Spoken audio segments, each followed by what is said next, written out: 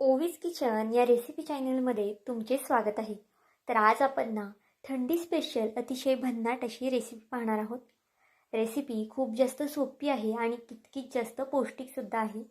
ही recipe ना तुम्ही आठवड्यातून 2 ते 3 वेळा आरामात कराल, कारण की अगदी बनवायला झटपट आहे आणि खायला म्हणाल ना तर अगदी अप्रतिम लागते. त्यामुळे प्रत्येकाने ही रेसिपी केलीच पाहिजे. तर चला थोडाही वेळ न घालवता लगेच रेसिपीला सुरुवात करूया. आता या रेसिपीसाठी ना बघा इथे एक बीट घेतलेला आहे. आता 1 ते 1.5 बीटाचा इथे मी वापर करणार आहे. आता हा पदार्थ ना मी 2 जणांसाठी करते, त्यानुसार इतकं बीट पुरेसं आहे. पण जर तुम्ही जास्त लोकांसाठी करत असाल ना तर एक 3 ते 4 बीट घेतले तरीसुद्धा चालतील. मुलं इतर वेळेस मुलांना बीट खायला दिले ना तर मुलं बीट खात नाही. पण जर तुम्ही अशा पद्धतीने त्यांना बीट खाऊ घातलं ना तर ते नक्कीच मागून मागून तुमच्याकडून हा पदार्थ खातील. आता सुरुवातीला बीट आपल्याला स्वच्छ असं किसून घ्यायचं आहे. त्याची साल काढून छान असं बीट किसून घेतलेलं आहे पहा. बीट किसायच्या किंवा सोलायच्या अगोदरच आपल्याला धुवून घ्यायचं आहे. बीट सोलायच्या अगोदर धुतलं ना की नंतर त्याचा जो आरक असतो ना तो निघून जात नाही. त्यामुळे बघा बीट सोलायच्याच अगोदर इथे मी धुवून घेतलं आहे आणि बारीक किसणीने किसून घेतलं आहे. तुम्ही नुसतं चिरून सुद्धा बीट इथे घालू शकता, पण जर छान अशा पद्धतीने बीट किसून घातलं ना की त्याचे तुकडे तुकडे वाटल्यानंतर राहत नाही. त्यामुळे बघा शक्यतो बीट किसूनच घाला. आता यामध्ये ना आपल्याला पोहे घालायचे आहेत. तर इथे मी 2 ते 3 मिनटं अगोदरच पोहे भिजत घातले होते. जर तुम्ही 1.5 बीट घेत असाल किंवा 2 बीट घेतला असेल ना तर त्यासाठी 1 वाटी पोहे लागतील. पोहे छान मऊसूत असे भिजवायचे आहेत जास्त पाणी घालून. आता मिक्सरचं भांडं छोटं आहे त्यामुळे बघा मी अर्धे पोहे घातलेले आहेत. पण जर तुमच्या मिक्सरचं भांडं ना मोठं असेल ना तर तुम्ही एकदम सगळ्या गोष्टी यामध्ये घालू शकता. आता यामध्ये थोडंसं पाणी घालायचं आहे आणि हे छान असं फाईन पेस्ट याची करून घ्यायची आहे. पाहू शकता अगदी बारीक असं वाटून घेतलेलं आहे. जर बिटाचे इथे मी तुकडे केले असते ना तर यामध्ये बिटाचे तुकडे सुद्धा राहिले असते. त्यामुळे शक्यतो बीट इथे किसून वापरायचं आहे. आता जे उरलेले पोहे आहेत आणि अजून बाकीचे जिन्नस आहे ना ते सुद्धा आपल्याला यामध्ये आता घालायचं आहे. इथे बघा मी 1 वाटी बारीक रवा घेतलेला आहे. जितके पोहे घ्याल ना तितकाच तुम्हाला इथे रवा घ्यायचा आहे. बघा बारीक जर रवा नसेल ना तुमच्याकडे तर तुम्ही जाड रव्याचा सुद्धा वापर करू शकता. आता भांडं लहान असल्यामुळे इथे मी अर्धा रवा घातला आहे आणि 1 मोठा चमचा दही घातलेला आहे. आता हे सगळं आपल्याला पुन्हा वाटून घ्यायचं आहे. आणि जो बाकीचा उरलेला रवा होता ना तो सुद्धा इथे मी वाटून घेतला होता. पाहू शकता आपलं बॅटर जे आहे ना ते किती जास्त छान असं कलरफुल झालेलं आहे. अगदी मस्त असा रंग आलेला आहे बॅटरला. आता हे बॅटर अगदी छान असं हलवून घेऊया. तुम्ही इथे पाहू शकता बॅटरची जी कन्सिस्टन्सी आहे ना ती खूप जास्त पातळसुद्धा नाही आणि खूप जास्त घट्टसुद्धा नाही. आता यामध्ये भरपूर अशी कोथिंबीर घालायची आहे. खरं तर कोथिंबीरमुळे ना या पदार्थाला अजून जास्त छान अशी टेस्ट येते. त्यामुळे कोथिंबीर घालताना मात्र चिंगूपणा करू नका. चवीनुसार मीठ घालून घेतलेलं आहे आणि हे बॅटर आपल्याला छान असं हलवून घ्यायचं आहे. पाहू शकता अगदी छान असा रंग आलेला आहे बॅटरला. तुमच्याकडे जर गाजर वगैरे असेल ना तर ते सुद्धा तुम्ही यामध्ये किसून घालू शकता. इथे मी थोडंसं मला घट्ट वाटत होतं त्यामुळे अगदी थोडंसं बघा पाणी घातलं होतं आणि अगदी या पद्धतीची कन्सिस्टन्सी आपली झालेली आहे. आता बॅटर थोडा वेळ साईडला ठेवून द्यायचं आहे आपल्याला. आणि यासाठी ना एक छान अशी चटणी करणार आहे मी. ती सुद्धा पाहून घ्या, कारण की ही चटणी यापूर्वी तुम्ही कधीच पाहिली नसेल किंवा कधी खाल्ली सुद्धा नसेल. ही रेसिपी ना तुम्हाला इतकी जास्त आवडणार आहे ना की तुम्ही मार्केटमधून एक 2-2, 3-3 किलो शिमला मिरची आणाल हा पदार्थ करण्यासाठी. इतका जास्त अप्रतिम हा पदार्थ तयार होतो. त्यासाठी बघा इथे मी 3 शिमला मिरची घेतलेली आहेत. आता हा पदार्थ 2 जणांसाठी करते त्यानुसार 3 शिमला मिरची पुरेशा आहेत. आता 1 टोमॅटो आपल्याला बघा इथे लाल असा टोमॅटो घ्यायचा आहे. जास्त अजून लाल असेल ना तो घेतला तरी चालेल, पण माझ्याकडे इथे बघा असा टोमॅटो अवेलेबल होता त्यामुळे मी हा घेतला आहे. आता टोमॅटोला मधनं अशा पद्धतीने चिरा करून घेतलेले आहेत. तोपर्यंत एका साईडला गॅसवरती कढई तापत ठेवलेली आहे. कढईमध्ये 1 ते 1.5 ग्लास इतपत पाणी घालून घ्यायचं आहे आपल्याला. आता गॅस फास्ट करायचा आहे आणि पाण्याला छान खळखळून अशी उकळी आणायची आहे. इथे पाहू शकता पाण्याला छान अशी खळखळून उकळी आलेली आहे. आता शिमला मिरची या पाण्यामध्ये टाकायच्या अगोदर स्वच्छ अशा धुवून घ्यायच्या आहेत आपल्याला. आणि नंतर यामध्ये आपल्या ज्या शिमला मिरच्या आपण घेतल्या होत्या ना त्या सगळ्या टाकून द्यायच्या आहेत. आपण जो बीटाचा पदार्थ करतोय ना त्यासोबत ही रेसिपी नक्की करा, कारण की खूप जास्त अप्रतिम लागते. पण जर तुमच्याकडे शिमला मिरची नसेल ना तर तुम्ही दुसरी नॉर्मल चटणी केली ना तरीसुद्धा चालणार आहे. आता बघा यामध्ये शिमला मिरची आणि टोमॅटोसुद्धा आपल्याला टाकून घ्यायचं आहे. आता गॅस अगदी मीडियम करायचा आहे आणि मीडियम स्लो गॅसवरती आपल्याला हे 4 ते 5 मिनटं शिजून द्यायचं आहे. बघा झाकण ठेवून शिजून घ्यायचं आहे, म्हणजे लवकर हे शिजलं जातं.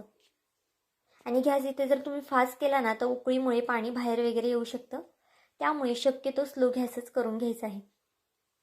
तोपर्यंत बघा इथे एक लहान आकाराचा कांदा बारीक असा कट करून घ्यायचा आहे. आता इथे एक कांदा कट करून घेते आणि नंतर तुम्हाला दाखवते. तर इथे पाहू शकता छान बारीक असा कांदा कट करून घेतलेला आहे. आता कांदा आपल्याला नक्की कशासाठी लागणार आहे ना हे सुद्धा पुढे सांगते, त्यामुळे व्हिडिओ शेवटपर्यंत पहा, कुठे स्किप करू नका. आणि जर हा व्हिडिओ तुम्हाला थोडा जरी आवडला असेल ना तर नक्कीच व्हिडिओला एक लाईक आणि एक सबस्क्राईब करून घ्या, कारण की तुमचं एक एक लाईक एक एक सबस्क्राईब हे नवीन यूट्यूबरसाठी खूप जास्त मोलाचं असतं. तसाच माझा हा व्हिडिओ तुम्ही कोणत्या देशातून शहरातून पाहत आहात ना हे सुद्धा मला कमेंट करून सांगायला विसरू नका. आता बघा एक 4 ते 5 मिनटानंतर आपल्या शिमला मिरच्यासुद्धा वाफळल्या आहेत. अशा पद्धतीने बघा सुरीने चेक करायची असेल. जर सुरी व्यवस्थित अशी शिमला मिरचीमध्ये घुसली ना की म्हणजे आपल्या शिमला मिरच्या छान अशा मऊसूत वाफळलेल्या आहेत. आणि त्याचबरोबर बघा टोमॅटोसुद्धा छान असा मऊसूत आपला वाफळून झालेला आहे. आता हे आपण एका प्लेटमध्ये काढून घ्यायचं आहे. तुम्ही इथे चिमट्याचा सुद्धा वापर करू शकता किंवा मग अशा पद्धतीने सुरीने काढले ना तरी चालेल. आता बघा एका प्लेटमध्ये हे मी काढून घेतलेलं आहे. आता हे खूप जास्त गरम आहे, त्यामुळे इथे थंड थोडंसं होऊ द्या आणि नंतरच यातल्या ज्या बिया आहेत ना त्या काढून घ्या. पाहू शकता यामधून अक्षरशः वाफा निघतात ते, त्यामुळे इथे थोडंसं थंड होऊन देणार आहे मी अशा पद्धतीने ओपन करून. आणि मग नंतर यातल्या ज्या बिया आहेत ना त्या आपल्याला काढून घ्यायच्या आहेत. नक्कीच एकदा ही रेसिपी करून पहा. थोडीशी मोठी आहे पण खायला म्हणाल ना तर अगदी अप्रतिम लागते. पाहुणेरावळे आले ना नाश्त्याला काय बनवायचं सुचत नाही तर हा भन्नाट असा पदार्थ तुम्ही नक्कीच बनवू शकता, कारण की त्यांनीसुद्धा हा पदार्थ कधीच खाल्ला नसणार आहे. आणि जर ते तुमच्याकडे हा पदार्थ खाल्ले ना तर नक्कीच तुमचे भरभरून कौतुकसुद्धा करणार आहे. आणि ही रेसिपीसुद्धा त्यांना रेकमेंड करा, कारण की त्यांनासुद्धा ही रेसिपी खूप जास्त आवडणार आहे. बघा यातल्या आतल्या ज्या बिया आहेत ना त्या सगळ्या काढून घ्यायच्या आहेत. जर तुम्ही बिया तशाच ठेवल्या ना तर आतमध्ये थोडंसं कडवटपणा लागू शकतो, त्यामुळे शक्यतो जेवढ्या बिया आहेत ना तेवढ्या काढून घ्यायच्या आहेत. हा पदार्थ करताना ना थोडंसं जास्त करा, वाढून करा, कारण की तुम्हाला उरणारसुद्धा नाही, इतका जास्त अप्रतिम हा पदार्थ लागणार आहे. आता खूप वेळा सांगते, कारण की हा पदार्थच इतका छान होतो ना की तुम्ही केल्यानंतरसुद्धा तुम्हाला कळणार आहे. बघा शिमला मिरचीच्या सगळ्या बिया काढून घेतलेल्या आहेत. त्याचबरोबर आपल्याला टोमॅटोचे जे साल आहे ना ते सुद्धा काढायचं आहे, म्हणजे अगदी छान असं हे वाटलं जातं. जर तुम्ही साल ठेवलं ना तर त्याची साल जी आहे ना ती पटकनी वाटली जात नाही, त्यामुळे इथे आपल्याला टोमॅटोची सालसुद्धा काढून घ्यायची आहे. आता हे अजूनसुद्धा बऱ्यापैकी गरम आहे, थोडंसं कोमटसर होऊन घेते आणि नंतर हे आपण एका मिक्सरच्या भांड्यामध्ये टाकून घेऊया. बघा सगळी शिमला मिरची आणि टोमॅटो मिक्सरच्या भांड्यामध्ये आपण टाकून घेतलेलं आहे. आता हे आपल्याला छान असं बारीक वाटून घ्यायचं आहे. बघा पाणी वगैरे न टाकता छान बारीक वाटून घ्यायचं आहे, कारण की शिमला मिरचीला सुद्धा बऱ्यापैकी पाणी असतं आणि आपण जर टोमॅटो टाकलं आहे ना त्यामध्ये सुद्धा बऱ्यापैकी पाणी असतं, त्यामुळे पाणी वगैरे टाकायचं नाही वाटताना. आणि अगदी छान असं बारीक वाटून घ्यायचं आहे. थोडंफार जाडसर राहिलं तरीसुद्धा चालेल. आता एका गॅसवरती कढई तापत ठेवली आहे. कढईमध्ये 2 पळ्या इतपत तेल घालून घ्यायचं आहे. तेल तापलं की त्यामध्ये 1 चमचा मोहरी, 1 चमचा जिरं घालायचं आहे. त्याचबरोबर 1 चमचा पांढरे तीळ घालायचे आहेत. पांढरे तिळामुळे ना या रेसिपीला अजून जास्त छान टेस्ट येते, त्यामुळे असेल तर आवर्जून घाला. लसूण घातला आहे भरपूर असं चिरून, तुम्ही इथे लसूण ठेचून सुद्धा घालू शकता, पण चिरून घातला ना म्हणजे मग दाताखाली वगैरे येत नाही आणि छान असा तो एकजीव होतो यामध्ये. आता हे छान असं तेलावरती परतून घ्यायचं आहे फोडणी. आता यामध्ये आपल्याला बारीक चिरून घेतलेली कोथिंबीर घालायची आहे. अशा पद्धतीने फोडणीला कोथिंबीर घातली ना त्या कोथिंबीरची जी टेस्ट आहे ना ती खूप जास्त छान लागते. आता जो कट करून घेतलेला कांदा होता ना तो यामध्ये आपण घालून घेऊया आणि कांदासुद्धा फास्ट गॅसवरती छान असा परतून घ्यायचा आहे. पाहू शकता गॅस फास्ट केलेला आहे आणि छान असा हा कांदा परतून घेणार आहे मी. ह्या फोडणीचा जो वास आहे ना अगदी खमंग आणि छान असा वास येतो या फोडणीचा. पाहू शकता कांदा थोडासा परतत आलेला आहे. खूप जास्त सुद्धा गोल्डन असा आपल्याला कांदा करायचा नाही, इतकाच कांदा आपल्याला परतून घ्यायचा आहे. आता यामध्ये अगदी बेसिक मसाले घालायचे आहे. जास्तीचे कोणतेही मसाले यामध्ये आपण वापरलेले नाही आहेत. अर्धा चमचा हळद घातलेली आहे. 1 ते 1.5 चमचा लाल तिखट घातलेला आहे. तिखट इथे तुम्ही तुमच्या आवडीनुसार कमी जास्त करू शकता. 1 ते 1.5 चमचा इथे मी जी आपली बेडगी मिरची असते ना ती घातलेली आहे. याने या चटणीला ना रंग खूप छान येतो, त्यामुळे आवर्जून घाला. 1 चमचा पावभाजी मसाला घातलेला आहे. आता हे छान असे मसाले तेलावरती परतून घ्यायचे आहेत. फक्त गॅस फास्ट जास्त करायचा नाही. जर तुम्ही खूप जास्त फास्ट गॅस केला ना तर मग मसाले खाली करपू शकतात. आता जी आपण सिमला मिरची आणि टोमॅटोची पेस्ट करून घेतली होती ना ती यामध्ये घालून घेऊया. आता बघा हे छान असं तेलावरती परतून घ्यायचे आहे. या चटणीचा रंग पाहू शकता किती जास्त सुरेख असा चटणीचा रंग आलेला आहे. तुम्ही ही चटणी ना चपातीसोबत सुद्धा खाऊ शकता किंवा मग भाताबरोबर सुद्धा खाऊ शकता, डब्यासाठी सुद्धा देऊ शकता आणि कधीही ऐन वेळी सुद्धा ही चटणी तुम्ही बनवू शकता. ज्यांना सिमला मिरची आवडत नाही ना त्यांच्यासाठी तर खरंच खूप जास्त खास अशी ही रेसिपी आहे, कारण की त्यांना कळणार सुद्धा नाही की यामध्ये सिमला मिरची आहे ती. आता चवीनुसार मीठ सुद्धा घातलेलं आहे आणि ही चटणी छान अशी मिक्स करून घेऊया.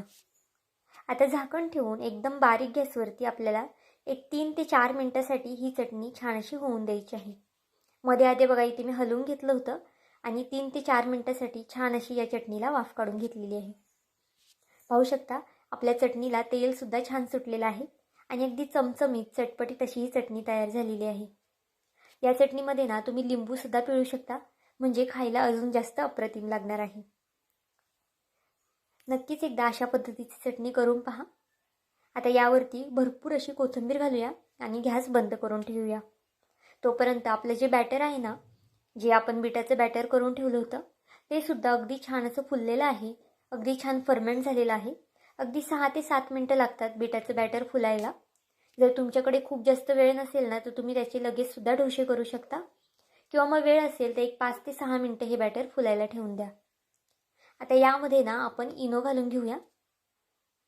बघा अगदी अर्धा चमचा इतपत इनो घातलेला आहे. जास्त सुद्धा इनोचा वापर करायचा नाही. जर तुमच्याकडे इनो नसेल तर त्याऐवजी खायचा सोडा वापरा. त्याने सुद्धा या बॅटरला अगदी छान अशी जाळी पडते आणि छान बॅटर फुलतं सुद्धा. बघा इनो घातल्यानंतर छान असं हलवून घ्यायचं आहे. अगदी खूप जास्त सुद्धा हलवायचं नाही, फक्त आपल्याला एक 10 ते 20 सेकंद हे हलवून घ्यायचं आहे. अगदी खूप जास्त सुद्धा हलवून नाही घ्यायचं, थोडंसंच आपल्याला हे मिक्स करून घ्यायचं आहे. पाहू शकता अगदी छान असं बॅटर झालेलं आहे आपलं आणि याला बबलसुद्धा छान आलेले आहेत, म्हणजे जे आपण डोसे किंवा मग आप्पे करणार आहोत ना त्यालासुद्धा छान जाळी पडते. आता इथे ना आपण याचे डोसे करणार आहोत, पण तुम्ही हेच पीठ वापरून आप्पेसुद्धा करू शकता, कारण की आप्पेसुद्धा अगदी छान होतात, जाळीदार होतात आणि खायलासुद्धा तितकेच जास्त टेस्टी लागतात. आता बघा पॅनला थोडंसं तेल लावून घेतलं आहे. तेलाऐवजी तुम्ही इथे बटरचा वापर करू शकता किंवा मग तूपचा वापर केला ना तुपाचा तरी चालेल. आता हे बॅटर आपल्याला यामध्ये घालून घ्यायचं आहे आणि जास्तसुद्धा पसरवायचं नाही. बघा अगदी थोडंसं जाडसरच ठेवायचं आहे आपल्याला. जर तुम्ही खूप जास्त पातळ पसरवलं ना तर मग हे खायला इतकं छान लागत नाही. जर अगदी अशा पद्धतीने जाड पसरवलं ना तर अगदी मऊसूत आणि छान फ्लफी होतात हे डोसे. आता झाकण ठेवून बघा हे 1 ते 2 मिनिटासाठी याला वाफ काढून घेऊया. हे डोसे व्हायला ना खरं तर 2 ते 2.5 मिनटं लागतात, खूप जास्त सुद्धा वेळ लागत नाही. पाहू शकता याची जाळी तुम्ही इथे पाहू शकता किती छान अशी जाळी पडलेली आहे. नक्कीच एकदा हे डोसे करून पहा, तुम्हाला खूप जास्त आवडणार आहे आणि पौष्टिकसुद्धा आहे मुलांसाठी. आता वरनं थोडंसं तेल लावून घेऊया आणि एक साईड याची पलटी करून घेऊया. बघा पॅनला सुद्धा अजिबातच खाली चिकटलं वगैरे नाही. तुम्ही हे डोसे ना तव्यावरती सुद्धा करू शकता, पण तव्यावरती शक्यतो थोडंफार चिटकू शकतं, त्यामुळे शक्यतो पॅनवरतीच करा. बघा खालच्या साईडने सुद्धा छान अशी जाळी पडलेली आहे याला. आता दोन्ही साईडने छान खरपूस रंग येतोपर्यंत हे होऊन दिलेलं आहे आणि मस्त असे हे आपले आप्प्याचे डोसे तयार झालेले आहेत. तुम्ही कधी यापूर्वी आप्प्याचे डोसे केले का हे सुद्धा मला कमेंट करून सांगा आणि नसेल केले ना तर नक्कीच आवर्जून करा. हा पदार्थ खूप जास्त भन्नाट लागतो. बघा या डोशाबरोबर ही चटणी आवर्जूनच करा, कारण की ही सुद्धा अगदी अप्रतिम लागते. अगदी मऊसूत असे आपले हे डोसे तयार झालेले आहेत आणि थंड झाले ना तरीसुद्धा तितकेच जास्त अप्रतिम लागतात. त्यामुळे तुम्ही डब्यासाठी सुद्धा देऊ शकता किंवा मग प्रवासामध्ये सुद्धा अशा पद्धतीचे डोसे करून नेऊ शकता. पोटभरीचे सुद्धा आहेत आणि पौष्टिक सुद्धा आहेत. तर आजची ही झटपट होणारी आणि वेगळी रेसिपी अशी तुम्हाला कशी वाटली मला हे कमेंट करून नक्की सांगा. आणि चॅनलवरती नवीन असाल तर चॅनलला एक लाईक आणि एक सबस्क्राईब करायला विसरू नका. पुन्हा भेटूया आपण अशाच एका नवीन व्हिडिओमध्ये. तोपर्यंत बाय.